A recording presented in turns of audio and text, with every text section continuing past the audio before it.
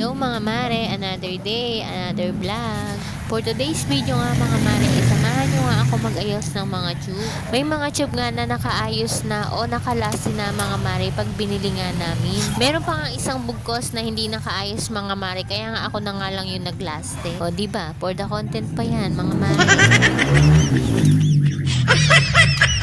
Ang sukat nga ng mga yan mga mare ay 225 by 17, 250 by 17 at 275 by 17. Kaya nga kung mapapansin nyo mga mare, sinisipat ko nga kung anong size at hinihiwalay-hiwalay ko na nga. Para nga pag may bumili mga mare ay madali na nga lang hanapin. Nung bago-bago pa nga lang kami na nagbebenta ng tube mga mare, ang nabibili nga ng Daddy JR ay yung mga naka-plastic na tube. Maayos at napakaganda ngang tignan at presentable itinda. Compare nga dyan sa mga inaayos ko. Pero kung sa tibay at tagal ng paggamit mga mare ay highly recommended nga yung mga ganyang klase ng tube na inilalastik ko. Dahil hamak na mas makapal nga yan kesa nga dun sa mga naka-plastic. O diba, napasuggest pa nga ang mare nyo.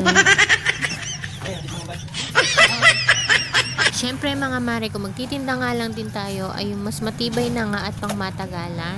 Huwag nga lang din talaga mapapako ng de 1, de 2, de 3 at de 4 nga na pa ako. At baka hindi nga makaligtas. So, yun lang. Sana makatulong. Thank you for watching. See you on my next vlog.